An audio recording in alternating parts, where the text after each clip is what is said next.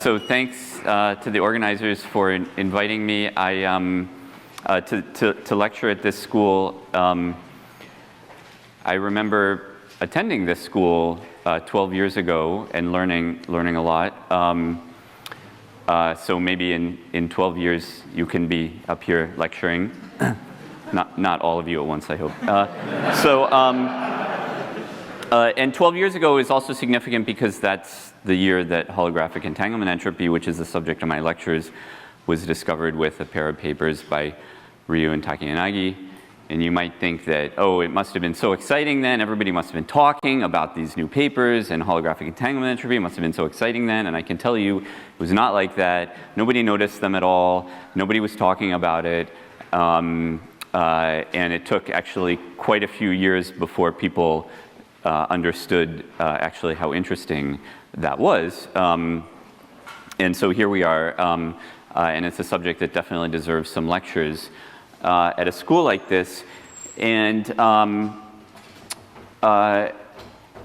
so my basic outline is up here. Oh, by the way, can people hear me? Or if you can't hear me, raise your hand, I guess. And can you read this? Can people in back read this? If you can't, just stop me. And also, if I'm supposed to repeat questions, and I'll almost certainly forget to do that because I'll be so excited to answer the question. So just somebody should make me repeat the question. My job that I was assigned by the organizers was to give lectures on holographic entanglement entropy, which is namely entanglement entropy in a certain class of quantum field theories. Now, as I'll explain, entanglement entropy in quantum field theories obeys causality, but the lectures don't, because I'm lecturing before the lectures on entanglement entropy in quantum field theory. And so that means that in order to give some context and motivation to holographic entanglement entropy, I need to say something about entanglement entropy in quantum field theory. But actually, this is nice for me because it gives me license to talk in a somewhat fast and superficial way about this first subject, knowing that experts will follow and do a much better and thorough job. So that's what I'm going to do. I'm just going to say enough about entanglement entropies in quantum field theory to give context and motivate what I will say about the holographic case. The idea being that I don't want to talk about I realize I'm about to say a horrible pun. I don't want to talk about entanglement entropies in a vacuum, although most of it will be about entanglement entropies in the vacuum. I want to give specific examples. I want to sort of describe it in a very, hopefully in a very physical way, and so for that I need to compare it to our expectations. Okay. So that's the basic plan. Okay. So as I said, I've given myself license not to explain very thoroughly a lot of these things, and so I'll start out right off the bat by not explaining something thoroughly, which is what we're talking about when we talk about entanglement entropies in a quantum field theory. Edward talked about von Neumann entropies of a subsystem, which is what we mean by the term entanglement entropy. And so we need a subsystem. So if we're doing a quantum field theory, what is a subsystem? Well, a natural choice, and the only one that I'm going to talk about, is spatial region. Okay, so I have some kind of time slice. And then I notice that, so from a couple points of view, it's natural to think of different spatial points as different degrees of freedom. I mean, one thing we know that we often think about quantum field theories as continuum limits of lattice systems, and in a lattice system, you would have individual degrees of freedom at different points. And another way to think about it is that we know that in relativistic quantum field theory, operators, space-like separated operators, commute with each other, which suggests that they are acting on independent factors in a Hilbert space. And so that sort of suggests that if I look at some spatial region, namely a part of a time slice, and its complement, that the Hilbert space for the theory can be thought of in this way. Okay. And this is not really true, but it's true enough for our purposes, and I'm not really going to go into to what extent it's not true and all of the interesting things there, because they're not directly relevant to what I'm going to talk about. So we're going to operate under this useful fiction. And, but in fact, we can say more in the relativistic case about, so from this point of view, we would assign an entropy, so we would have a reduced density matrix given a state rho, so given a state rho of the field theory, we get, or I can write, a reduced density matrix for the region A, and then from that we get S of A. We can actually say more than that in the relativistic case. So everything I'll be talking about is some relativistic field theory. And then the relativistic invariance constrains things in interesting ways. And one thing it does is it says that the operators, because so far I've been on a time slice, but we can ask about operators at off the time slice. And those are not, of course, independent. They're related by the Heisenberg equation, the motion, if we're in the Heisenberg picture, to operators on the time slice. And in particular, any operator which is inside the causal domain of A can be written in terms of the operators on A. So we've reached the limit of my drawing ability in 3 dimensions. So we're going to go down to 2 dimensions. So again, this is my time slice. This is my region A. And the causal domain of A is the set of points such that every, so the set of X, points X, such that every causal curve intersects A. Okay, so I have a point here, and I look at a causal curve through it. I technically should have said inextendable, but anyway, through that point, every single one of them intersects A, and that puts this point inside D of A, whereas a point out here, some of them intersect A, but some of them don't. So that point is outside of the causal domain. So given that any operator located at a point here can be written by the Heisenberg equations of motion in terms of the operators on A, the expectation value of that operator is determined by the expectation values of the full set of operators on A, which means it's determined by rho sub A. So an operator in D of A, so given an operator O in D of A, its expectation value is determined by rho sub A, which means that rho sub A really represents the state not just on A, but actually on D of A. Okay? And another way to think about this, if you prefer the Schrodinger picture, is that, well, actually, let me say this. Let me say one other thing first. I have no idea what to do with all these boards.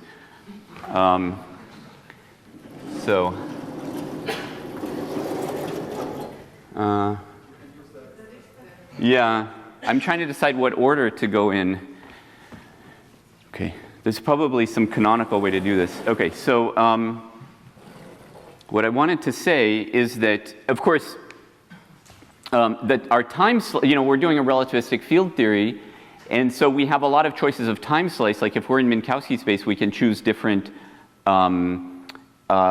We can choose different time coordinates, but we can also choose time slices that are not sort of constant time slice in normal Minkowski coordinates, or we could even be on a curved background, in which case there might not be a natural notion of, or a unique natural notion of a time slice. So we can have a time slice that looks like this and a region A on it. And then we could have a different time slice and a region A prime on that other time slice that have the same causal domain.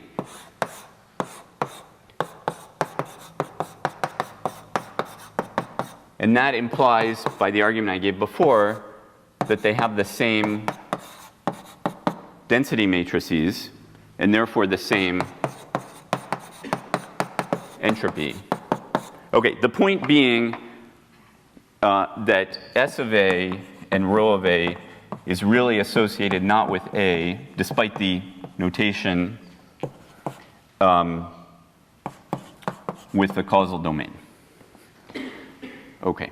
And in the Schrodinger, what I was going to say before about the Schrodinger picture is that in the Schrodinger picture you wouldn't have this equation, but what you would have is that the state on A prime is related by unitary to the state on A.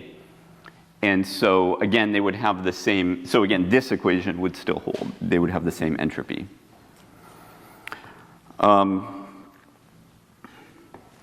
Okay, so that's an important background fact. Now, so would you say that it's also associated only with like the boundary points? oh, that's a good question. Which is the question? Oh, yes, thank you. The question is whether it's associated only with the boundary points. So in fact, let me pause to give some terminology. So the boundary of A is important enough that it gets its own name. It's called the entangling surface.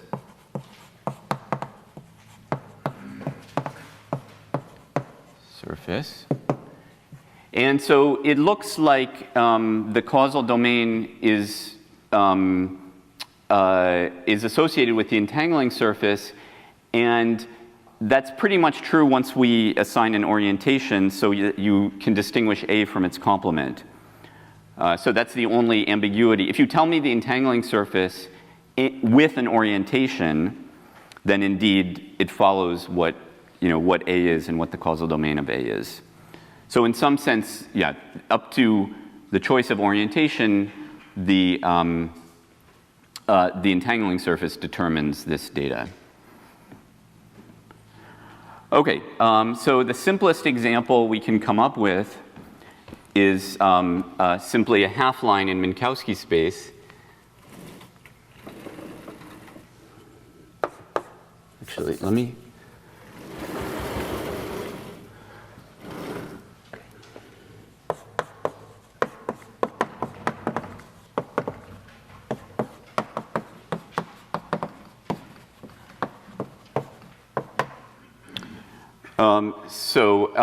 And in the vacuum of some, so I have some relativistic quantum field theory, two-dimensional relativistic quantum field theory. It's got a vacuum, and I just pick some time slice, and then I choose my region to be the half line.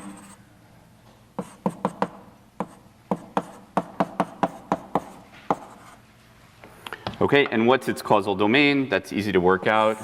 It's basically subtended by the two light rays from the entangling surface. Here is a single point. So here's D of A, which is called the Rindler wedge.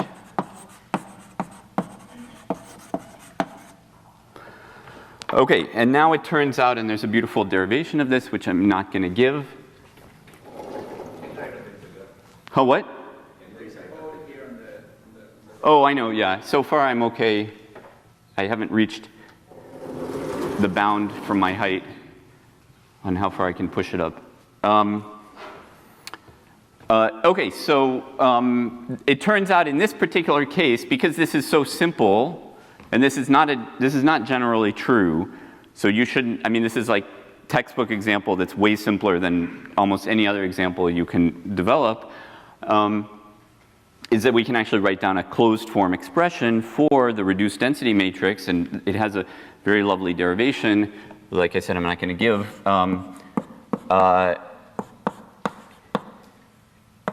which is this, where K, so what's K?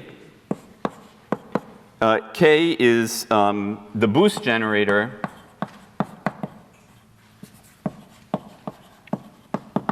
within A.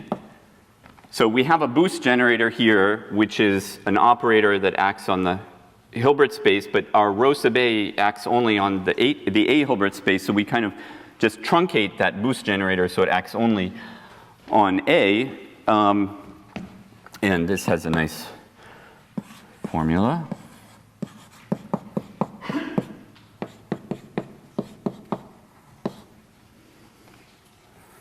In terms of the stress tensor. So this is our energy operator, and the time translation operator would be the integral over all of space of TTT. This is, and the boost generator would be the integral from minus infinity to infinity of this. We're just integrating from 0 to infinity because it's only acting on A. Is the TTT the time variable t, the Rindler time t, or the global time t? Global time t, yeah. So here's, sorry, I didn't label my axes. So the question was what t is, so here's the answer. I have my x and my t. Yeah. Okay, so this is a lovely formula because this actually looks like a Gibbs state, but for Gibbs state, we would have the inverse temperature here, and we would have the Hamiltonian here, but instead of the Hamiltonian, we have this boost generator. But we can still think of it like a Gibbs state, where now we just have this different Hamiltonian, and in fact, the nice thing about this Hamiltonian is that it has a very nice translation-like action on the Rindler wedge. So in terms of, so what K does within the Rindler wedge is it moves points like this, because it's a boost.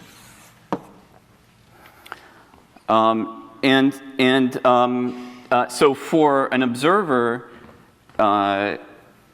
sitting in, an observer who lives their entire life inside the Rindler wedge, they see the world as being in a mixed state, and in fact as being at finite temperature. In particular, if they stay fixed, if their own world line follows the trajectory generated by the boost, then as far as they're concerned, the world is in a thermal state, okay? And the temperature, so here it looks like the temperature, so this is at temperature 1 over 2 pi with respect to this Hamiltonian K. Okay, but the physical temperature, to calculate the physical temperature seen by such an observer, you need to take into account the redshift, the local redshift factor. And when you do that, so the physical temperature seen by an observer at a position, well, let's say at,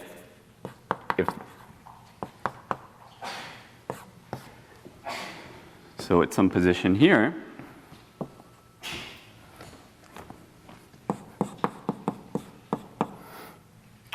is 1 over 2 pi times the redshift factor, which happens to be x. And so this physical temperature is called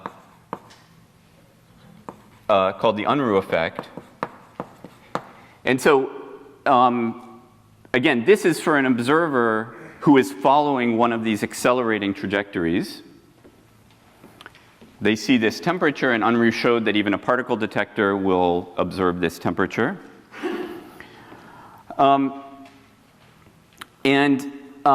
So actually, I just want to pause for a second because this whole entanglement entropy story often seems like a very formal kind of device. But you should understand the entropies that you compute in a field theory, let's say, as being real thermodynamic entropies. So here we have a case where, the fact that the world is in a mixed state for such an observer is not just some formal gobbledygook. The observer will measure that temperature. Okay, so they feel like it's hot. Okay, and furthermore, they see that the temperature depends on how close they are to the entangling surface. Okay, now it might seem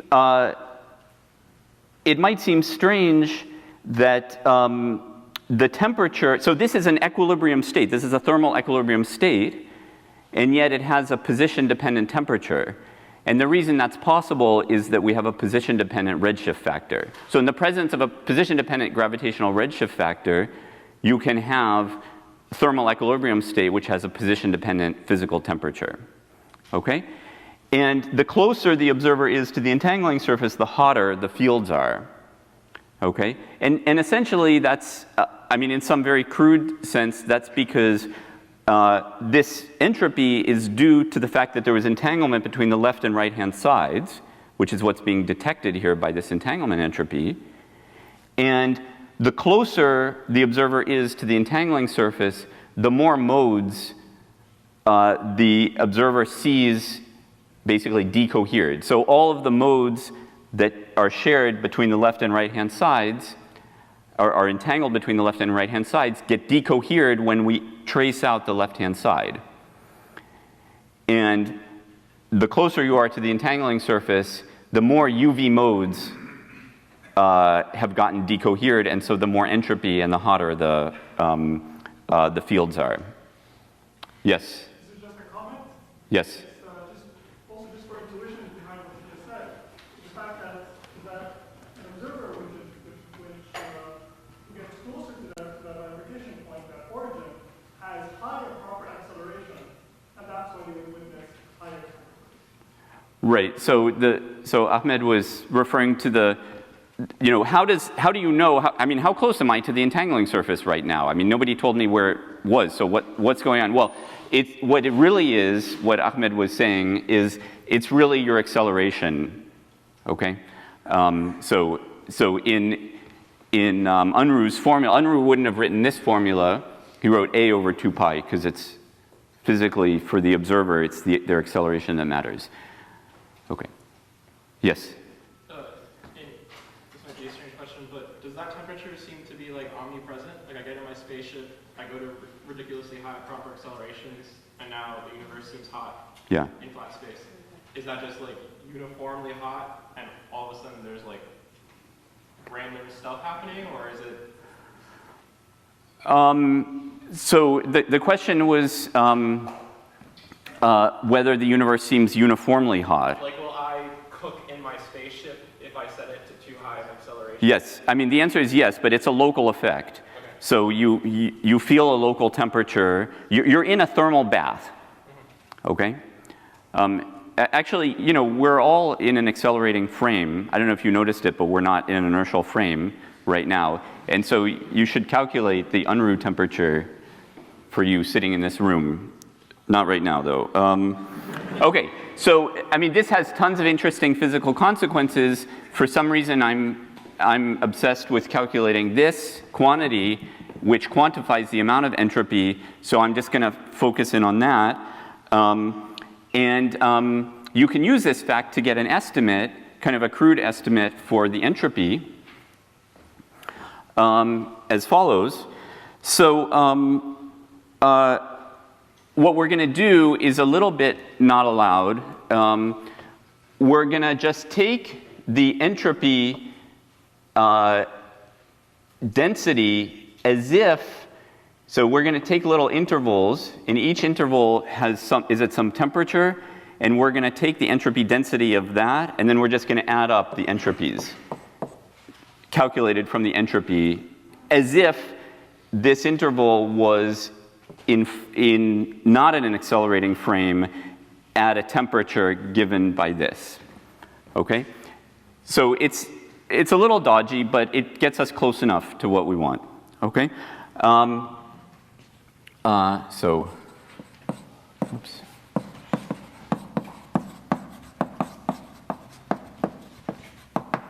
By adding up entropy densities.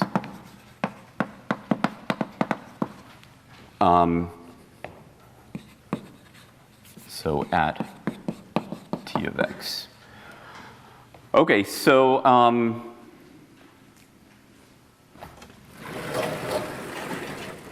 well, let's say we have a field of mass m.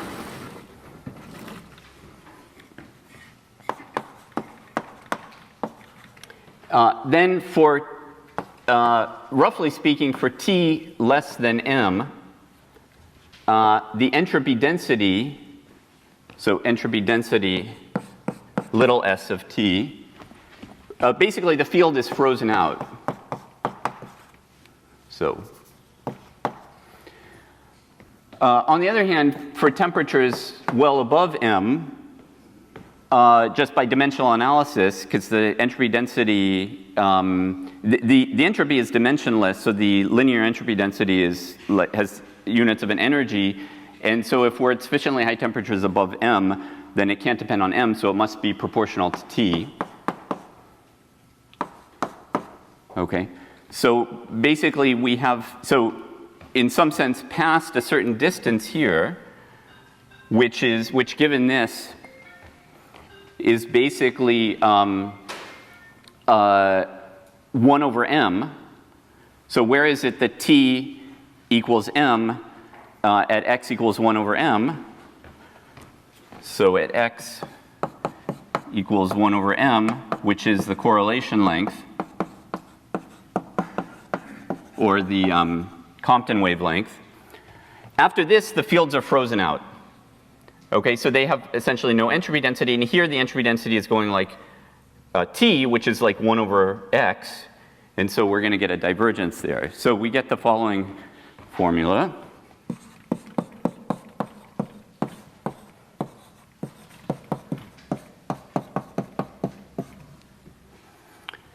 And this is basically integral from 0 up to the correlation length of, I'm just going to plug that in, 1 over 2 pi x. Well, I didn't say what the constant of proportionality here is, so I really shouldn't include order 1 factors. This thing is diverging, so we better actually cut it off. So we're going to put a UV cutoff. Okay, and so here we get log of the correlation length over the UV cutoff. We can be a little bit more precise if we assume, so let's assume now that this theory has a UV fixed point, which is a CFT, okay, with central charge C. Then here we can be more precise. We can say what the constant of proportionality is. You can calculate the entropy density of a CFT with central charge C, and it's 2 pi C over 6 times the temperature. And so then what you get here, then we actually know what this, because this was, before this was a constant, this was really a proportional to sign. But now this becomes, now once you take into account all the factors, so I can put my 2 pi back in here, I get 2 pi C over 6, and so you get C over 6 log C over epsilon, of course plus some constants that don't depend on epsilon, so plus some finite stuff that depend on the specifics of the theory and that depend on how exactly we implemented our cutoff. But this finite stuff you can change just by changing your regulator. Okay, so the finite stuff just by itself is not, unless you've already fixed a regulator, is not meaningful. Okay, or in other words, it's regulator dependent. Okay. So what do we learn from this exercise? We learned that a few things. Well, one thing is that the entropy is logarithmically divergent.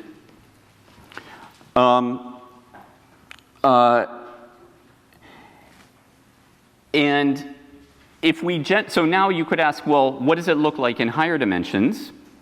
And so I'm not going to go through that exercise, but you should. It's not very hard.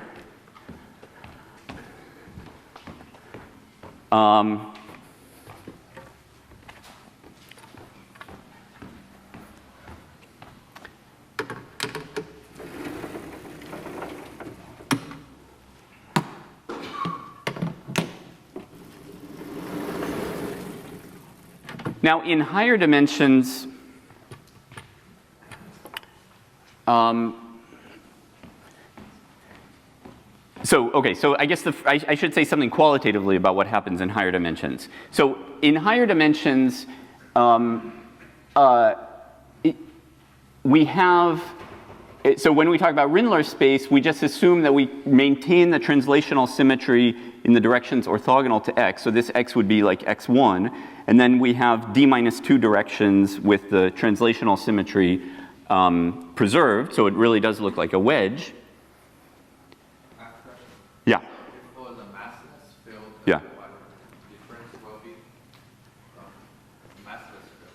Yeah, so in the massless case, this is going to infinity. So the question was what happens in the massless case. And I'm going to do that next. Oh. Yeah. But indeed, you know, one thing you read off immediately, when m goes to 0, c goes to infinity. So we're going to get an infrared divergence in that case. For the first line of the Fed equation is approximately equal. Or equal, sorry.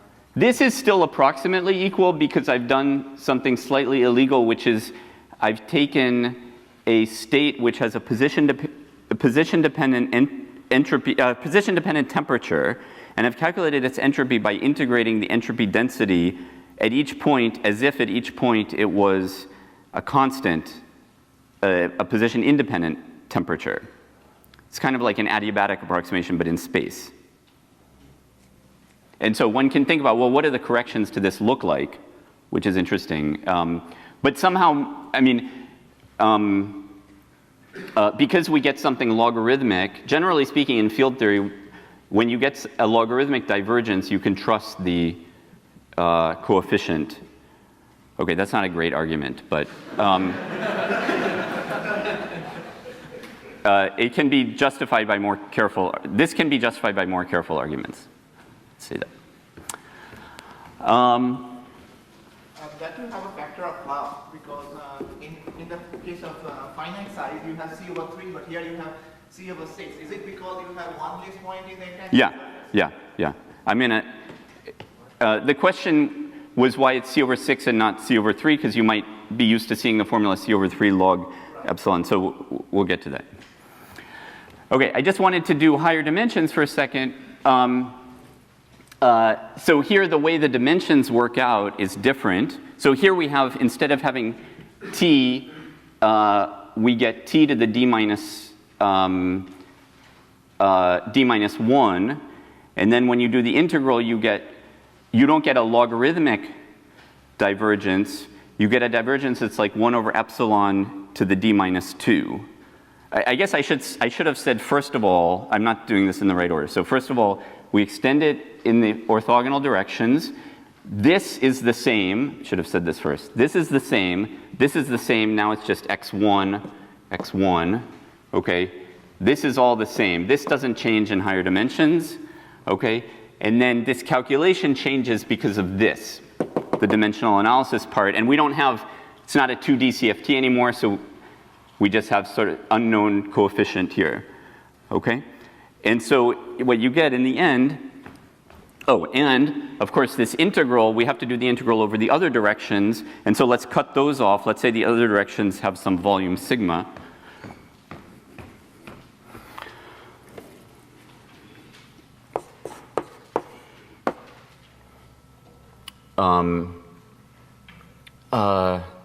So we get, so let's say the entangling surface has volume equal to little sigma, then what you get is that the entropy is the volume over epsilon to the d minus 2. With a coefficient here that depends on your choice of regulator. So there's no simple formula just in general for that coefficient. And then the claim is that, so the claim is that this formula applies for any A, any region A. So far I was just doing a half space, any region A with a smooth entangling surface. The argument being that, so let's say I have some region A, then so all of this stuff is due to some UV, this is reflecting UV physics, right? It's the decoherence of all of these UV modes very near the entangling surface. If the entangling surface is smooth, then when I get close to it, it looks like a plane. And so you would imagine that the behavior you get is the same as we got in the case of a flat entangling surface. And so you imagine that this formula is still going to apply even in the case when the full entangling surface is not a plane. But of course, there are going to be corrections, and the corrections will depend on the geometry of A. So the story about what happens to these subleading so the leading UV divergent piece is somehow very simple, and the subleading pieces are more interesting, and they carry all kinds of information, which I'm not going to talk about. Okay? So this formula, this divergence, is called the area law divergence for obvious reasons. And I should point out something, there's sort of a terminological clash. So you'll hear condensed matter theorists talk a lot about area laws in entanglement entropies, and they mean something slightly different. They mean that the entropy is proportional to the area of the entangling surface when you take a large entangling surface. So they're taking a limit. In their world, the cutoff is never varied. It's just whatever the atomic scale. So epsilon is fixed.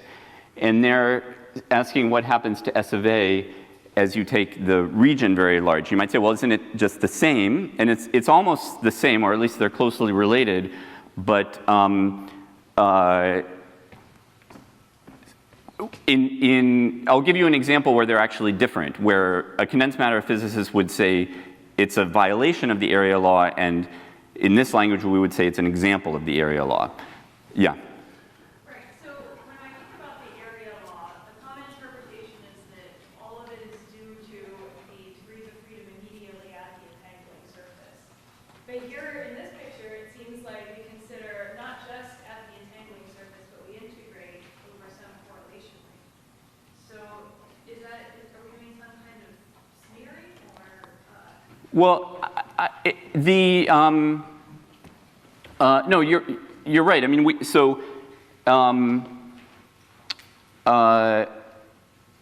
here indeed the contribution is from all of the fields basically within a distance c of the entangling surface. So I don't think the area law part was ever just due somehow to the ones directly, it's not due to the fields within a distance epsilon of the entangling surface. It's due to the fields within a distance c of the entangling surface.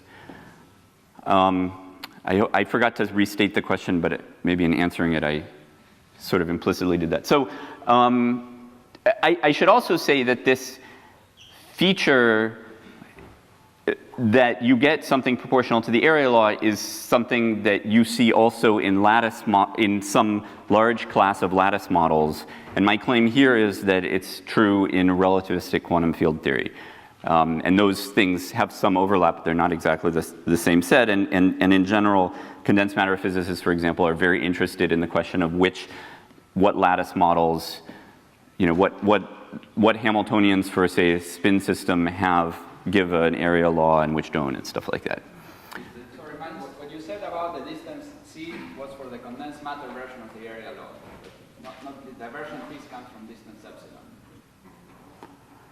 Well, here I did an integral. I didn't do it. I'm not sure the question is, I mean, you know, if I do an integral, I'm doing an integral of this s of t over x. You know, and I'm integrating a function like this up to epsilon. Okay, but the integral is a divergent integral. So would you say it only comes from the endpoint, or would you say it comes from some, I mean, it's true that it's the endpoint that controls how big the answer is. So,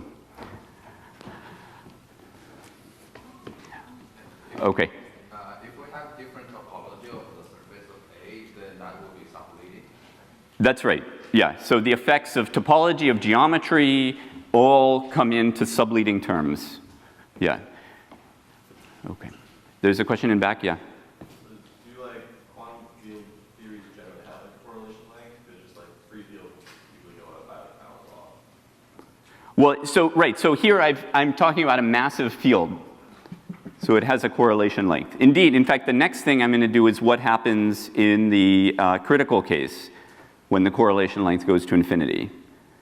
Okay. The question was about, I keep forgetting to repeat the question. The question was about what happens when there's no correlation length, like when you have power law correlation functions. Yes? So for the d more than 2, does this also translate to a relation as equal to where the entropy is proportional to temperature with a universal coefficient, or it does not? Repeat the question, sorry. So for d equal Yeah. to 2, you have a universal coefficient, right? Yeah. And the central charge. Yeah. What happens for d more than 2? No, there's no universal coefficient, and so the question was whether there's a universal coefficient for d greater than 2, and what I was saying is that, I didn't finish writing this, is that it's not universal because, and you can see that because it's not a log. So if your regulator is twice mine, then your coefficient here is going to be different from mine. So it's, yeah. That's not to say it's not meaningful, but it's only meaningful after you've told me exactly how you're defining your regulator. So there is actually information in these numbers, but it's a little more subtle to extract them, to extract that information. Okay, let's move to the critical case, and here I'm just going to do d equals 2.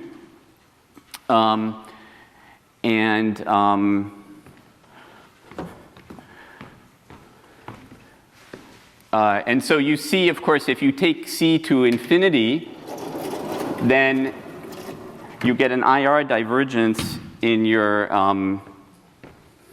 in this formula here. And so to cut that off, we're going to just take a finite interval instead of the half line. So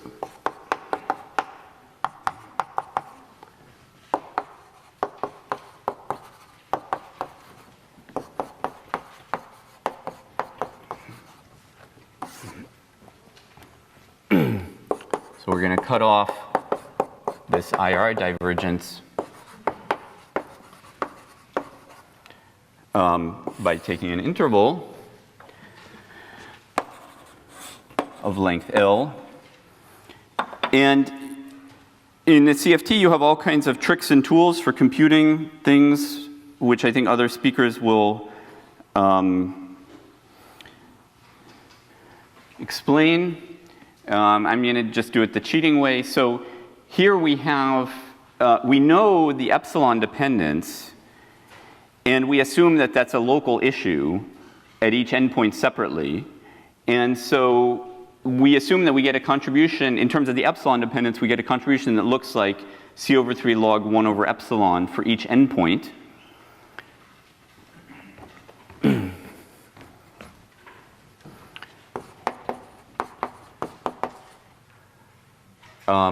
So per endpoint.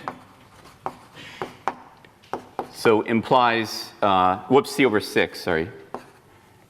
Implies C over 3 log 1 over epsilon, but of course this doesn't make any sense because epsilon is dimensionful. So, so by dimensional analysis,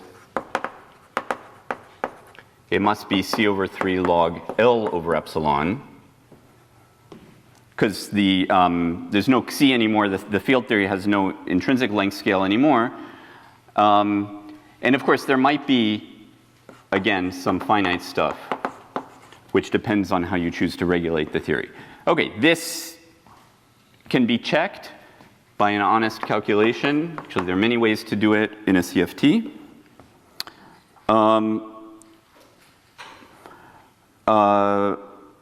And in fact, the honest calculations also give you a lot more information than this crude estimate did. For example, you can get the spectrum of the reduced density matrix and all kinds of information like that. But that's not really the subject of my lectures. So what I want to move on to is generalizations of this. So I'm going to give two generalizations of this. So the first is what happens if the full system is at finite temperature. So I have a CFT, so instead of being in the vacuum, so here this was, I wrote it somewhere that we're in the vacuum. So if instead, if the full system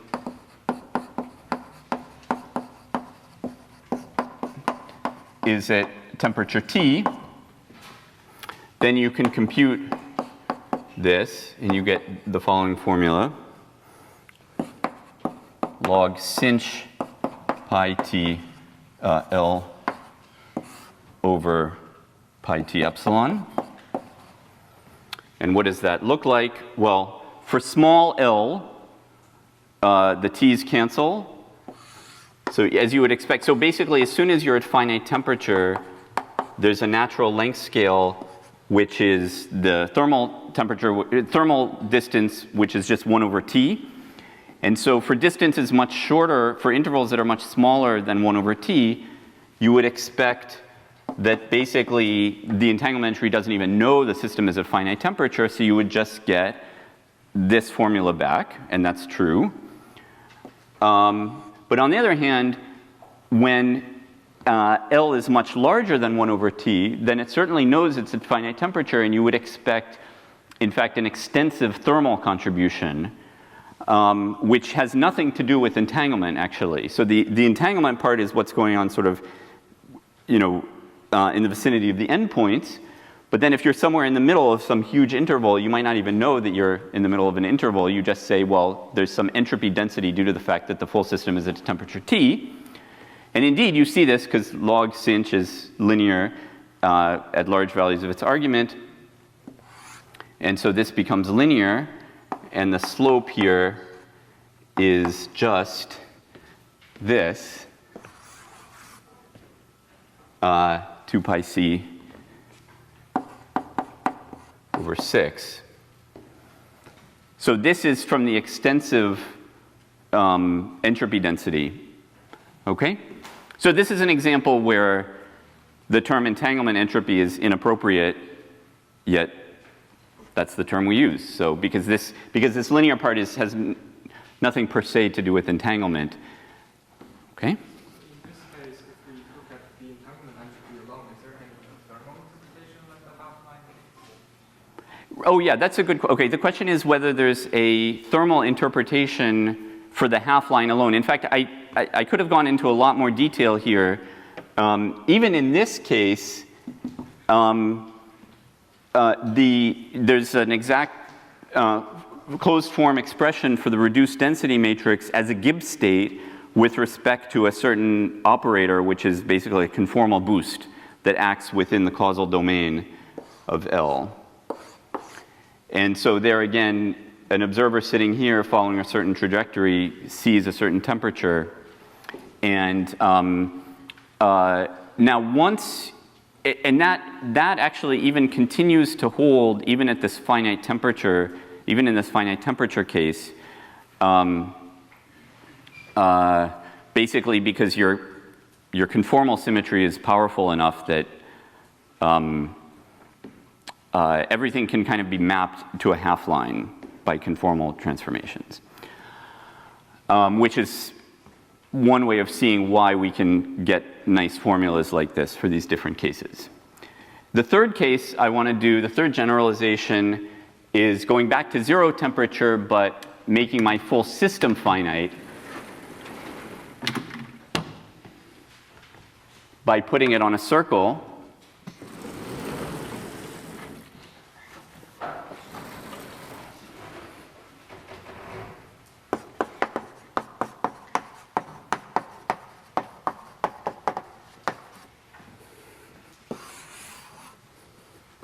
So of radius r. And then again, I have a subsystem of length L. And I'm going to again say that we're back in the vacuum. And there again, you can compute it. And instead of log sinh, you get log sine.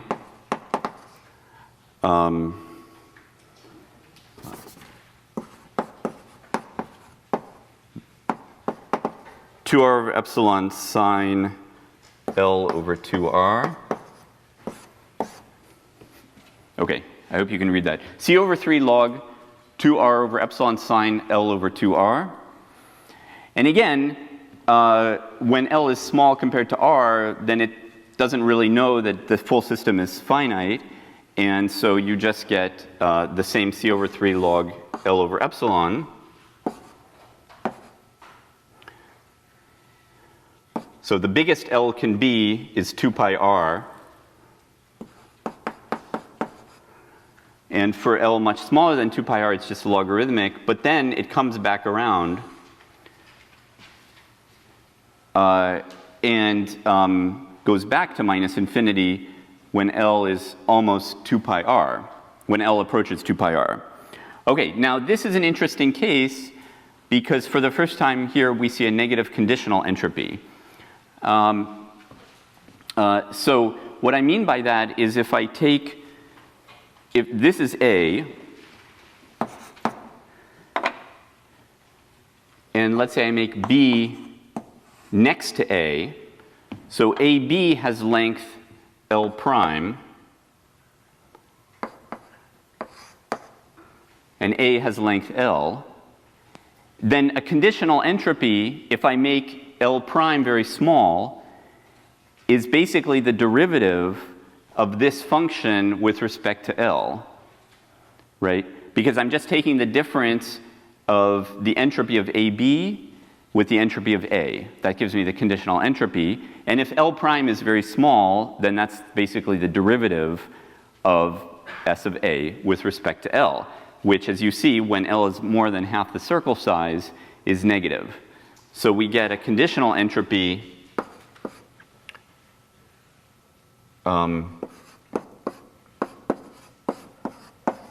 which is negative for L more than pi r. Okay, which is a clear, as Edward explained to us, is a clear sign of entanglement between, in this case, between A and B. Okay?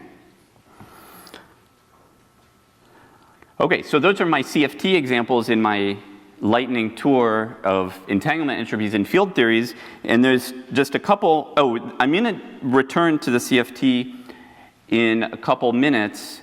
Actually, let me say one thing. So this is almost the full list of entanglement entropies that you can calculate exactly in some large class of field theories. So once you go beyond this, for example, you might say, well, what if I'm on a circle at finite temperature? Then it actually becomes quite hard to exactly compute the entanglement entropy, and only in, as far as I know, in that case, if you want an exact formula for it, the only case where it's known is a free fermion. Okay? And in a couple minutes, we'll do 2 intervals, and that, again, the only case where it's known as a free fermion. But let me first do a gapped theory with an interval. I guess I have to start over with this, or, oh no, I have one more under here. There's a question? You still have finite pieces in this formula for the binary. Right? Pieces that Yeah, everything is plus some finite regulator dependent. and you're sure that that won't ruin the negativity of Oh, the finite stuff, because it's, Derivatives might still be infinite.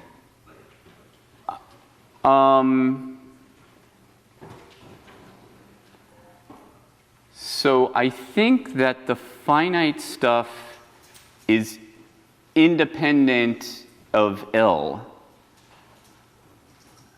I guess I don't have a good argument for that off the top of my head, because you could, I mean, you could say, well, it could be a function of L over R. But I think it's not a function of L over R. I need to think about that, unless someone knows the answer off the top of their head. But it could be L over epsilon. It can't depend on epsilon, because it's finite. Oh. Can't depend on epsilon. Yeah, so I don't think these finite pieces here and here depend on L. And this result is for massive or massive? So this is, these two boards are again massless, sorry. This is again for a CFT.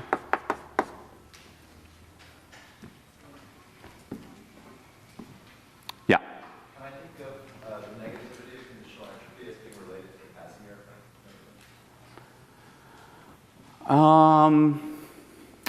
effect? The question was whether the negativity of the conditional entropy is related to the Casimir effect. I don't have a snappy answer to that. I mean, it's true you have a negative ground state energy, and in some indirect way, no doubt. Yeah. Yeah. Does the finite part also satisfy these purity conditions? These what? Does the finite part also satisfy the purity condition that it has to be a sine or cosine function or something like that? Oh, yeah. One thing, thank you. Okay. So the question was about the purity condition, which actually I forgot to say. I think it's in my notes here, but the answer to your question is yes, it does. But so the purity condition is this, although the drawing maybe doesn't make it clear. If I look at the complement, so the complement of A has length 2 pi r minus L. And if you plug 2 pi r minus L into this formula, you get the same thing. And so we have this relation, which is one that Edward wrote down, and that's because we're in the vacuum, and the vacuum is a pure state. Thank you for reminding me to say that.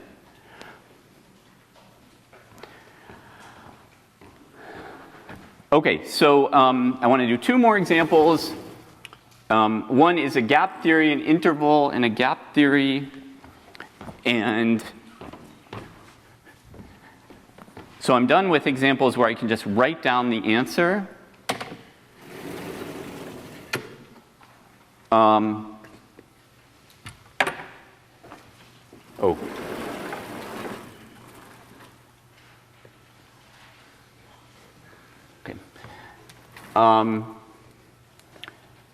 So let's say an interval in a massive theory. And just what is our expectation? Of course, the details will depend very much on the theory and so on. But we now have a correlation length, and we expect that if L is less than the correlation length, so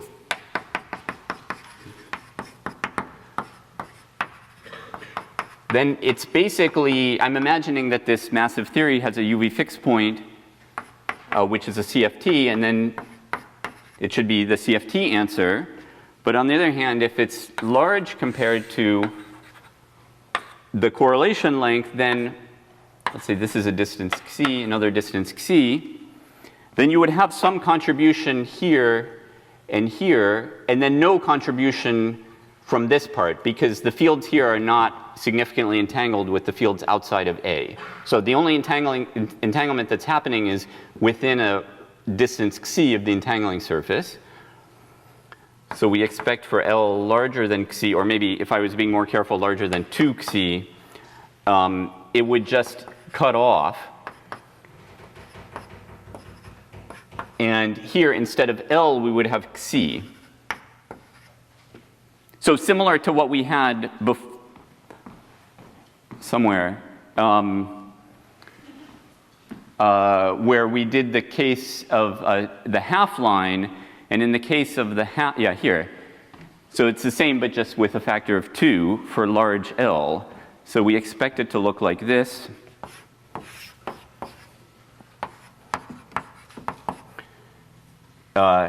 With a turnover around Xi, and it would just kind of asymptote to this finite value. Now, has this actually been calculated? Well, sort of. For the free fermion and the free boson, you still don't have exact results, but you have sort of semi-analytic results where you have to do some numerics at the end. Confirms this picture.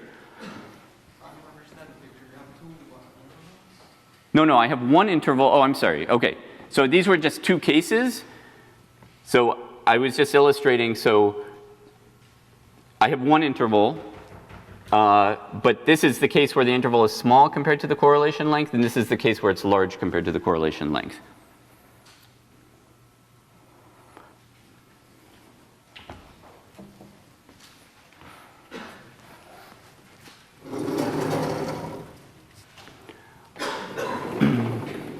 Okay, and then the last case I want to do is the, yeah. In all of these cases, as Z goes to 0, they're all infinite. So what are you actually plotting? Are you fixing some, or as epsilon goes to 0, they all go up? Are you fixing some epsilon? Yeah.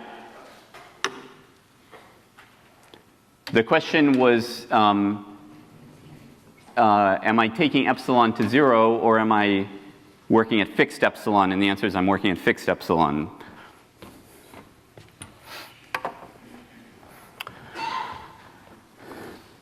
Okay, last case, go back to the CFT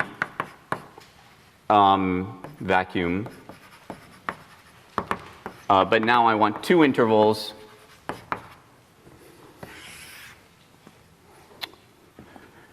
And let's call them A and B.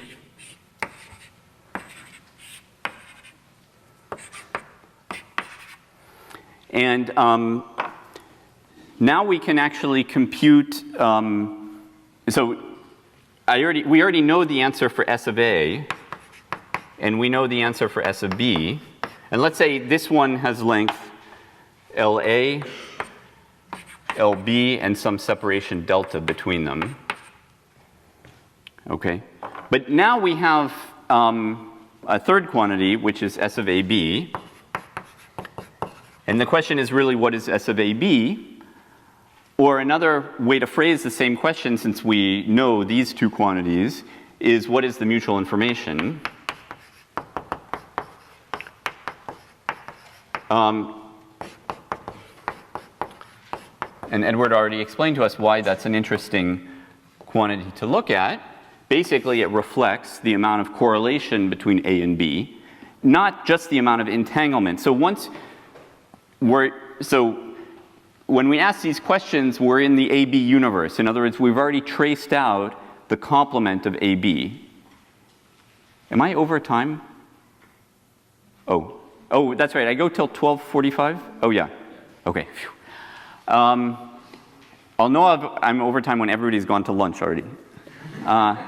Okay, so yeah, we've traced out the complement of A and B. So even though we started in a pure state, which is the vacuum, from the point of view of AB, of A union B, we're now in a mixed state. And in a mixed state of 2 systems, you can have entanglement, you can also have classical correlations.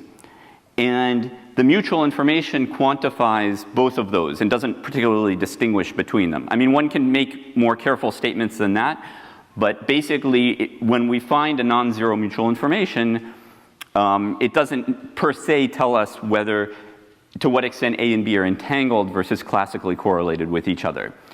Okay, but anyway, the job would be to compute this in order to know this. And that's very difficult in general. And in fact, there's only one theory for which it's been done exactly. One can do it in various limits in other theories, you know, delta small, delta large, and things like that, or large C. But the only case where it's been done exactly is the free fermion. And you get some lovely formula, which I'm not going to write. It's not that complicated, but I would rather plot it.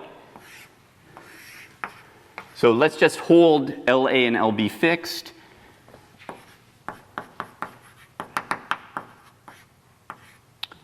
And if you want to know the formula, you can look at it.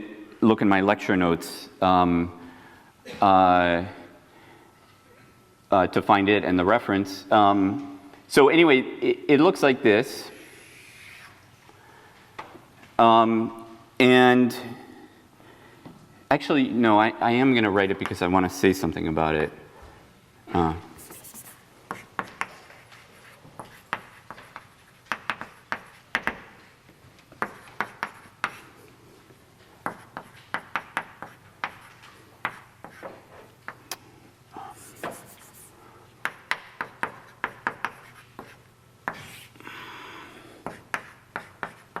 Not that bad. Okay. Now what I want to say is that the qualitative features of this formula hold for any CFT. What are those qualitative features? Let's list them.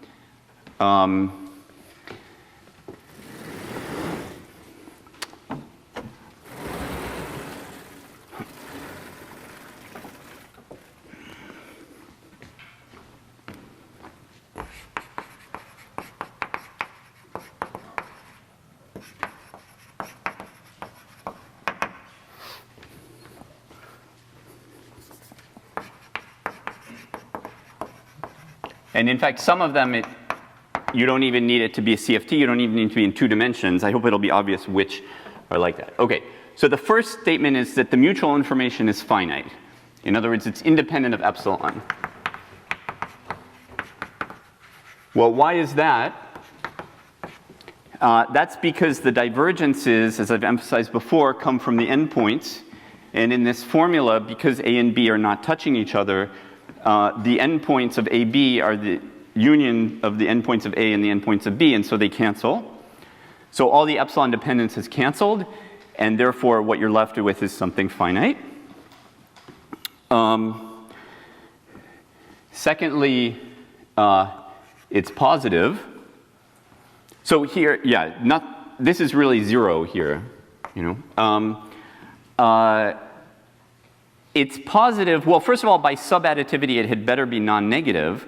But secondly, if it was, the only way it could be 0 is if you had rho AB equals rho A times rho B. In other words, there were no correlations between A and B.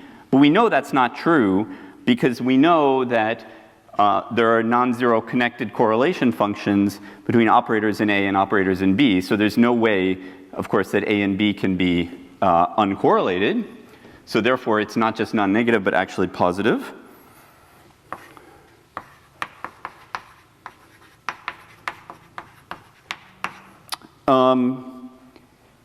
It's conformally invariant, meaning it's a function of the cross ratio of these 4 points. And that follows from the fact, first of all, that we're in a CFT, and second, that it's independent of epsilon. If it had depended on epsilon, then I couldn't use an argument like that. But because it's independent of epsilon, it must be a function of the cross ratio.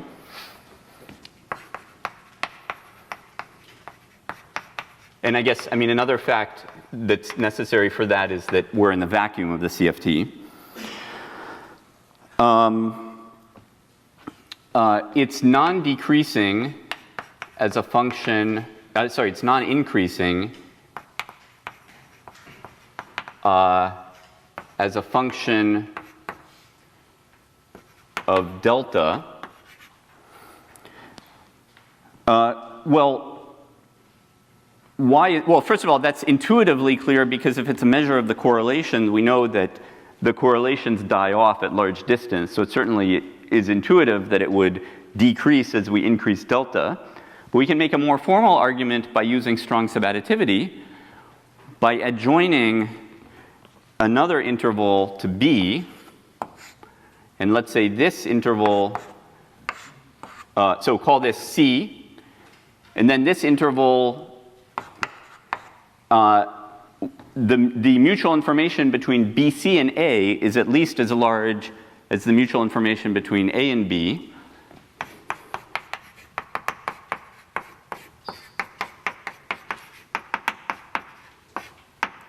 And this implies that it's a non-decreasing function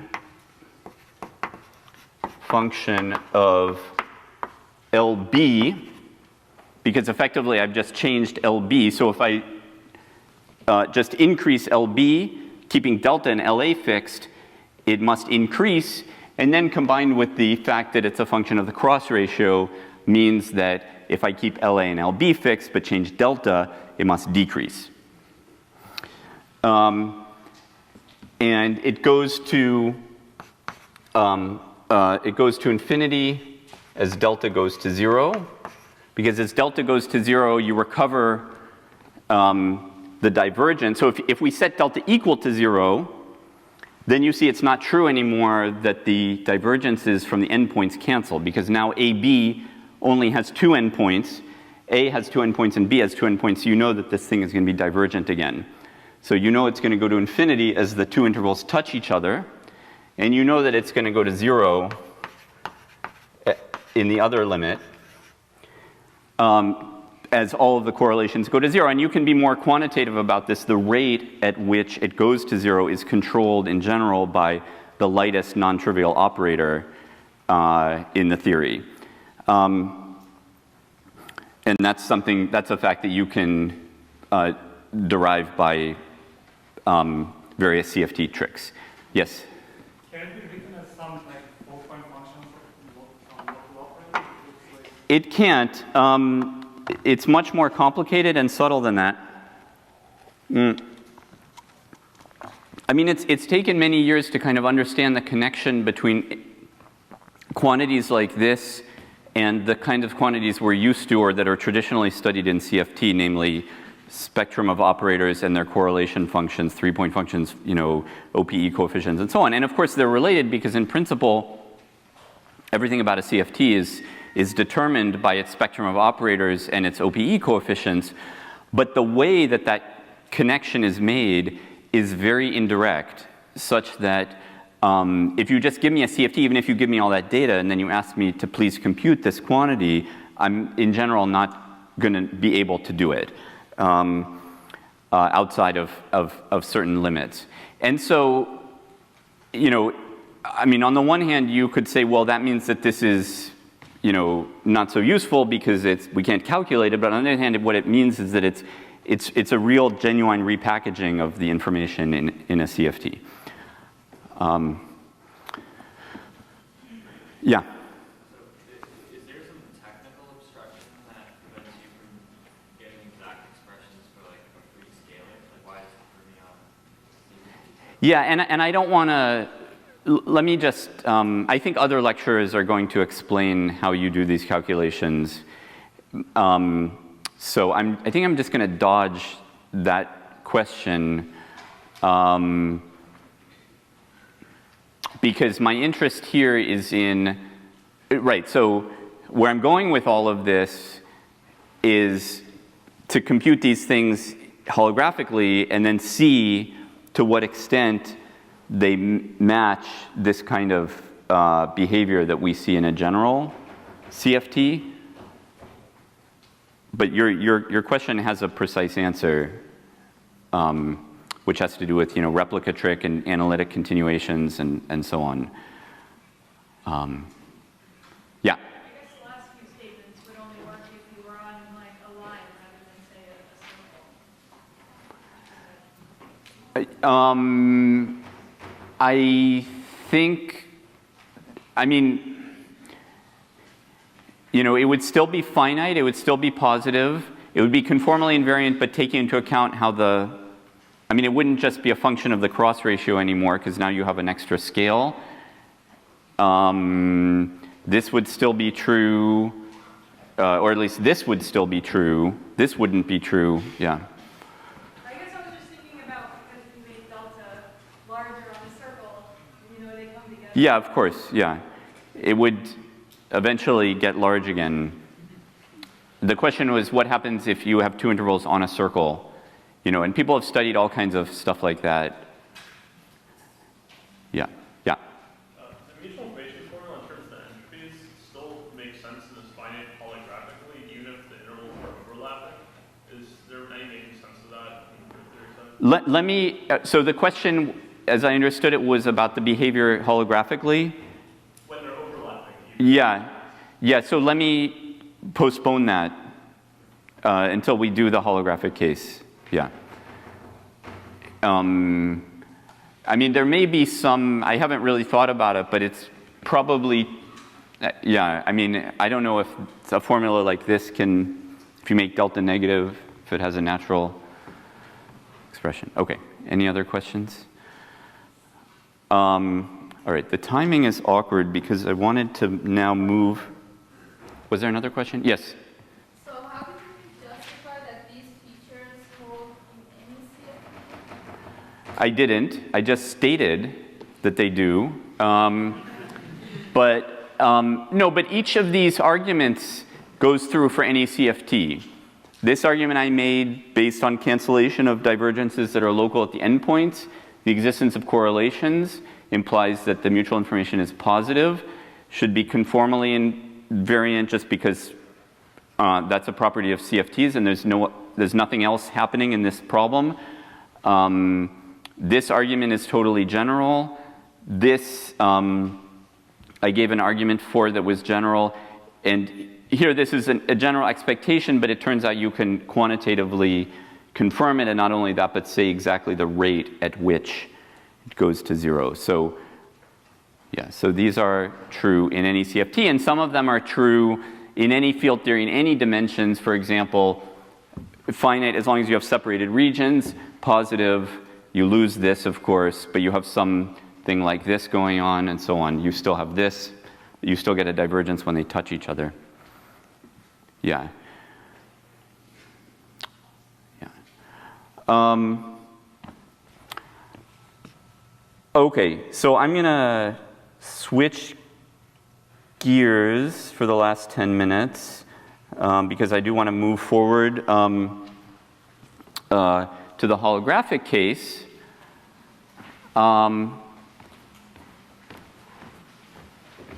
I think I've used up all my boards, so I'm just going to start erasing. So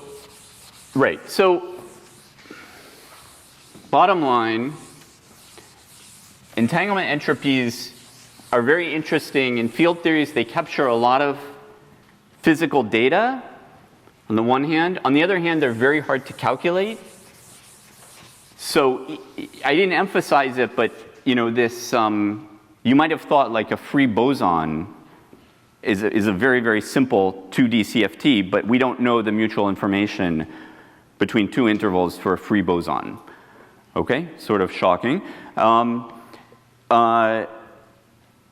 So it's, you know, quite remarkable that we can answer these questions in the holographic setting.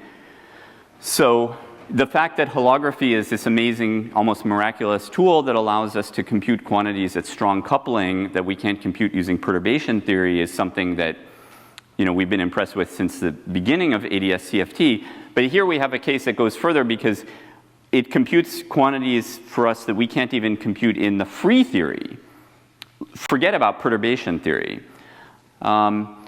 And not only that, but it does it in a very beautiful way. And what I want to emphasize, mostly in the next lecture, is how all of the things I've been talking about, all of the ways in which the entanglement entropy reflects some interesting aspect of the field theory physics, is done geometrically in holography. Okay, so everything gets geometrized. Okay.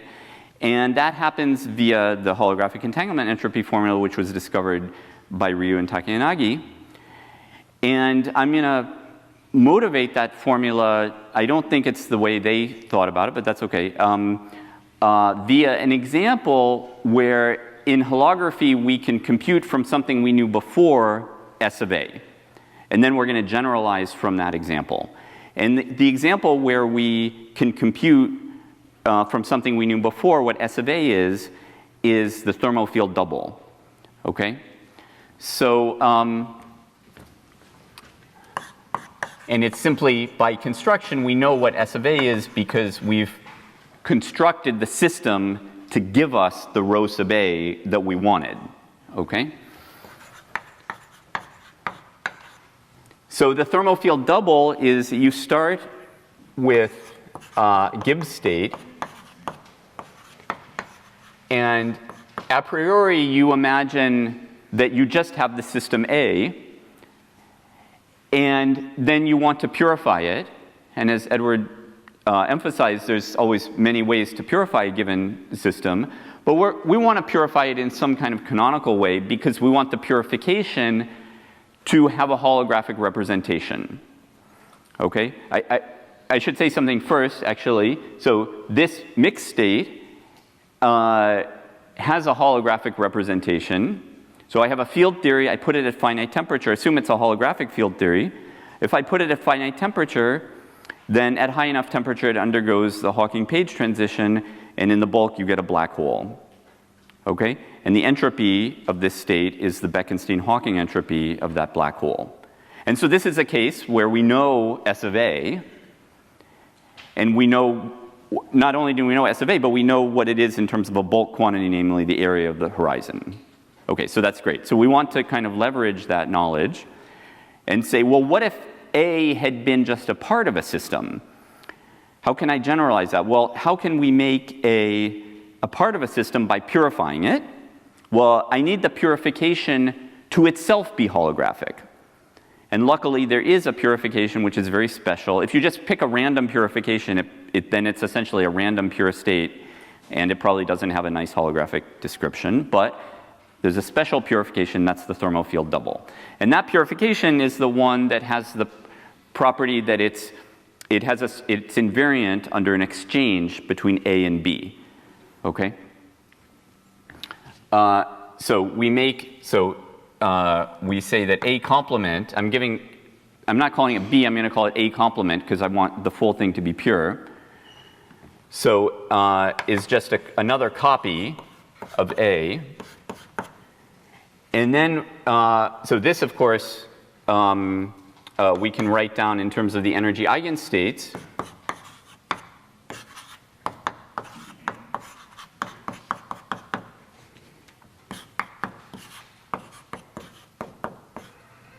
I'm never sure what, on a broad, do you put the A on the left or on the right?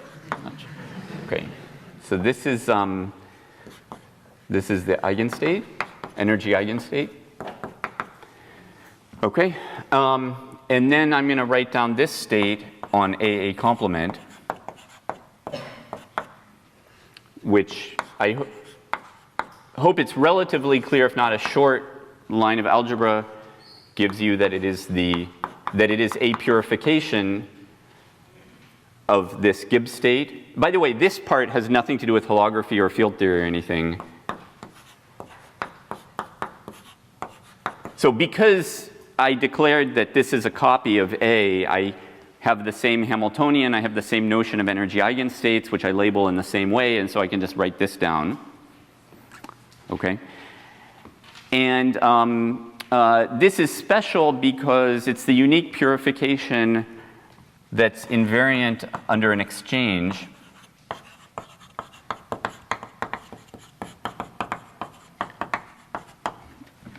Not just an exchange, but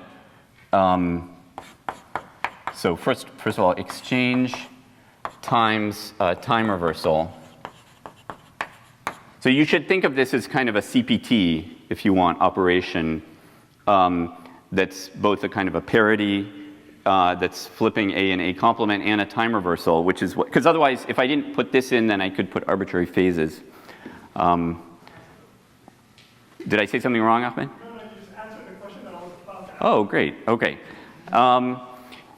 Great. So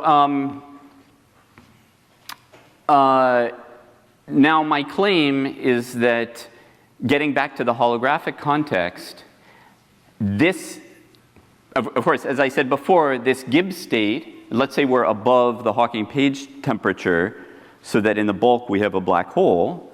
My claim is that this state also has a nice holographic representation, which is simply the maximal analytic extension of that black hole spacetime.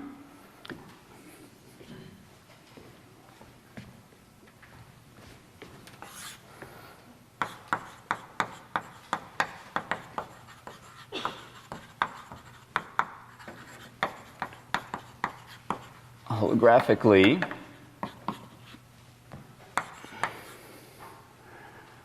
I'll just draw the picture. So before we had some black hole, a static black hole with some horizon, and this is the asymptotically ADS boundary. And now we have the maximal analytic extension, which has regions behind the horizon, and singularities. So these are our singularities.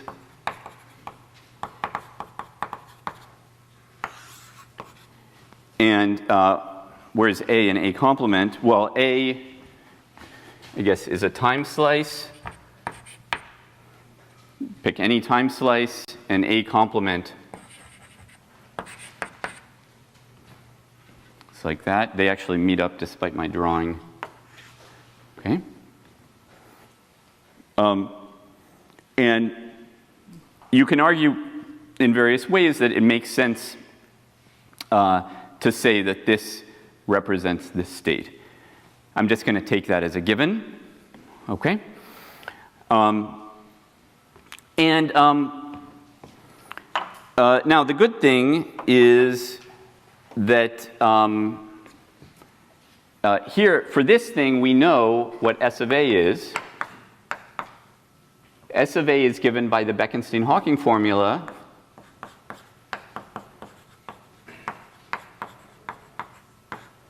So it's given by, so whereas the horizon, the bifurcate, this is the area of the bifurcate horizon we're talking about here, and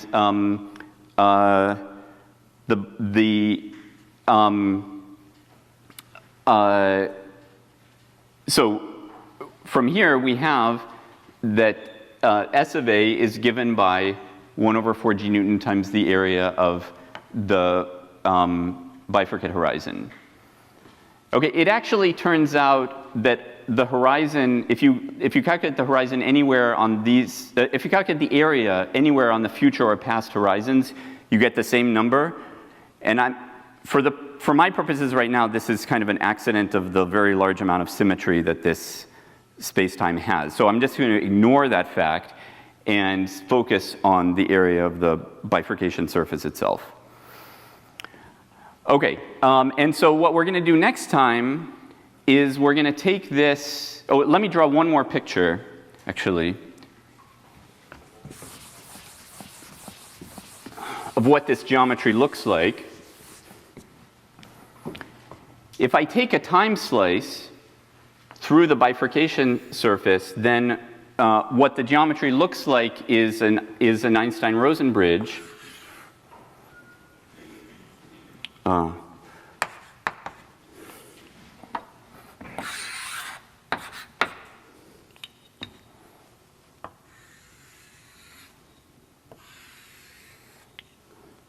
With the horizon here being the neck.